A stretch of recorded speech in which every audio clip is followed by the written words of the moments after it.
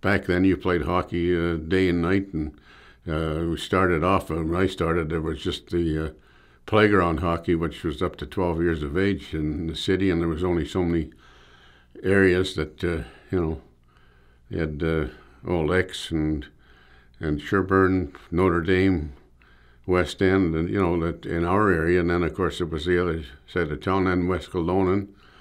It was all, playground hockey up to 12, and most of the rinks never had any boards. There was only one rink that had boards, and that was Notre Dame. And it wasn't a very big rink, but they had boards anyhow. And after time, the puck went over the, actually we had boards. We had a board that was about 6 inches high, but by the time that the winter was over, there was no board left because it was filled up. It was all ice. And then he went from there to the community clubs. It started at 13 with Bantam B or Bantam C, Bantam A and B and C and whatever, and up to midget. And so, and you grew up playing with guys in your own area, basically. And we did have out in our area, because we didn't, after a while there wasn't enough kids. So we did have to import a few kids from different parts of town that nobody else wanted. We picked them up and used them if they were good enough. So, but it was enjoyable. You say you played with kids you grew up with, and I still see a few of them today, and they're good friends, very good friends of mine. Nice to be able to say, well, I played hockey with that guy 70 years ago, or close to it, 65 years ago, and it's like you say, oh God, it's a long time. Well, we had, our junior team with the St. Boniface Canadians, we had a 60-year reunion from our 52-53 team last June, and it was, there was, I think, 6 guys that played were able to show up because of health-wise, or else their wife wasn't able to travel. And it's always great to see the guys, and especially they always tell you now, you grow up and you play with a team that wins, you'll be friends forever. Never forget that, and it's very, very true. As guys that I played there, and guys that I played with in St. Catharines, so we had a very good hockey club. I was very, very fortunate that I was able to play in a good hockey club throughout my career pretty well. And we have had 50-year reunion with the Chicago Blackhawks in 2010, 2011 from our 61 Cup team. And I go down to Chicago quite often and visit and see some few games and visit with some of my old friends. And it was funny, I got a nice card from our old goalkeeper from there, and I also played with him in St. Louis at Glen Hall. And a nice card he had, and unfortunately he's a widower, I guess, or now, and he sent me a nice card, and because he didn't get to Chicago last summer, and we'd seen him. He was there for our 50th reunion, and he's always, I don't know if you would ever remember when Glen Hall was back in the 50s and 60s, he was always painting the barn, because he didn't want to go to training camp, or they weren't going to give him enough money, so he said, I'll just stay home. He said, I'm busy. He said, I'm painting my barn. Well, he sent me a nice card that was like 5 by 8 or something like that, with a nice card, and he's got a brush and a pail, and he's beside this barn that is about 6'6" high and about 6 feet wide, and he's painting the thing. He's got written on there, well, I'm good for 1 more year now. It was hilarious. Just got that 2 days ago.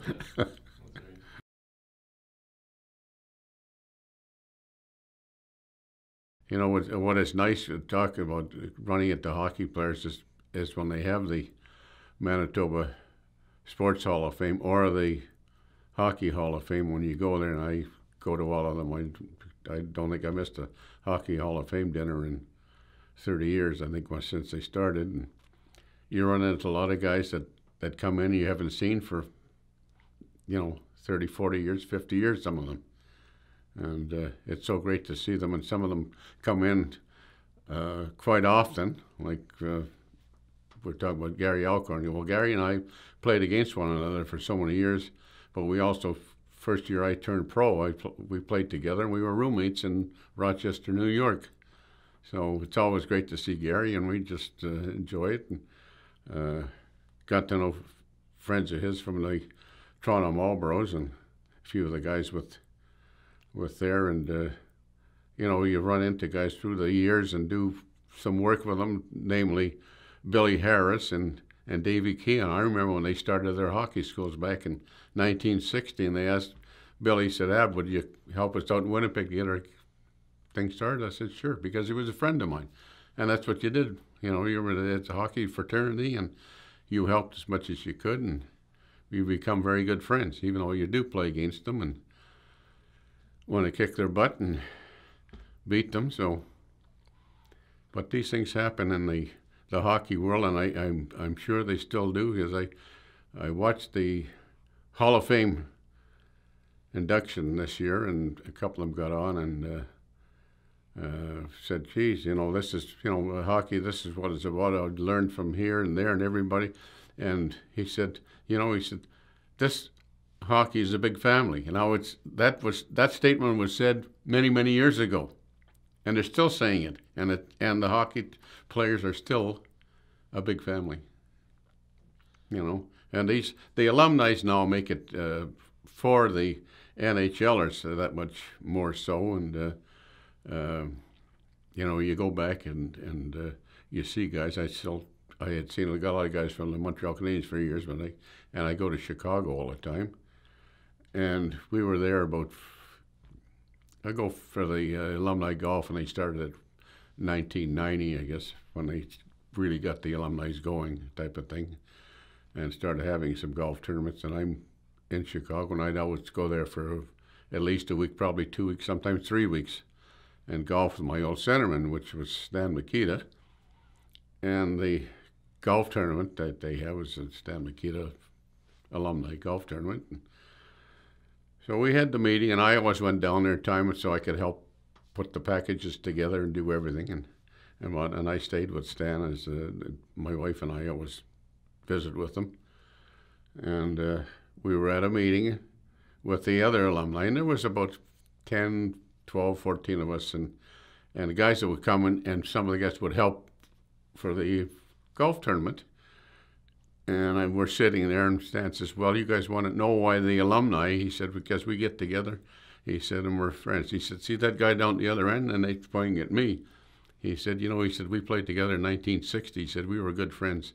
He said, that's 1990 now, or 92, 95. He said, we're greater friends today than we ever were. So this is what the alumni do for the guys. And friends, as I say, when you play with a team that you've won with, you're friends forever. You're friends for life.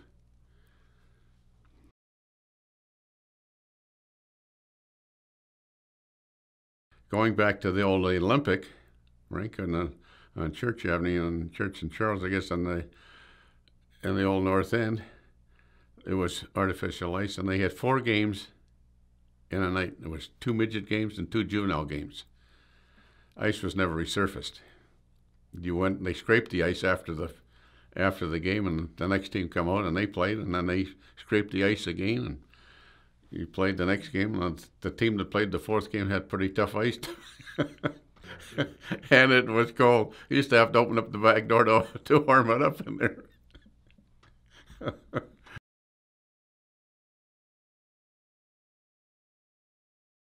The hockey players back with the Leafs, so you had Sil Apps, and of course in Montreal with the Rocket, and Gordie Howe in the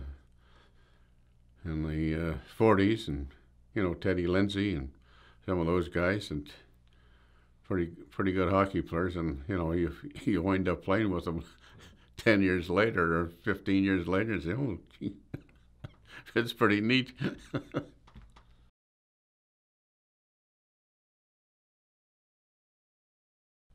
Not really. I can't recall. It's just a matter of going out and playing hockey, and that come natural. Like maybe it didn't, but I enjoyed getting out and playing, and as I say, I was able to score goals. I came up as a right winger with the St. Boniface Canadiens, as a left-handed shot. So I played right wing for a long time.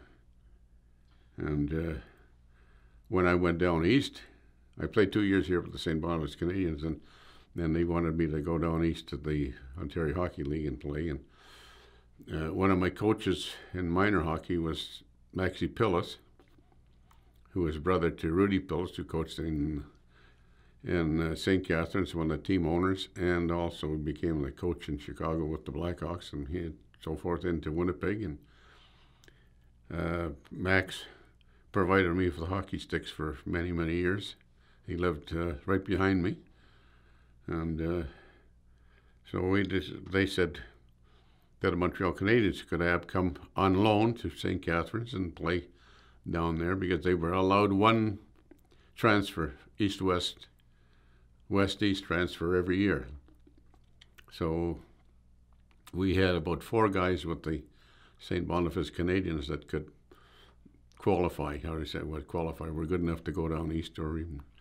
And Leo Connick was one, Al Johnson, teammate another, and myself and Eddie Dudich, 4. And I think maybe Sudsy might have went that same year too, or maybe the year after.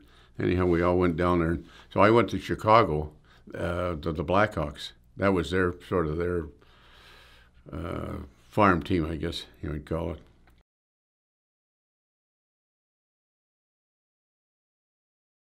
Well, I'd say the practice, you got to practice an awful lot, and it was more intense. And I mean, you had to play well because you're getting paid. They paid you down there to play junior, and after, I guess I think it was probably before I got there, they sort of said, well, we got to stop this paying the guy so much money, so they set a limit that he could only get so much, and they could pay you somehow. Whatever way they want to call it.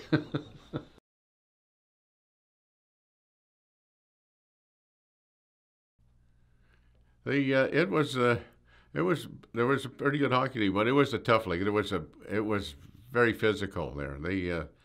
There was more goons there than, because there weren't many goons in the NHL, because if you couldn't play hockey when there were 6 teams, you didn't play in the NHL. I mean, they just didn't have goons. I mean, guys are tough guys, but they could score some goals and whatnot. They could play, but you didn't have guys that were so-called goons at that particular time.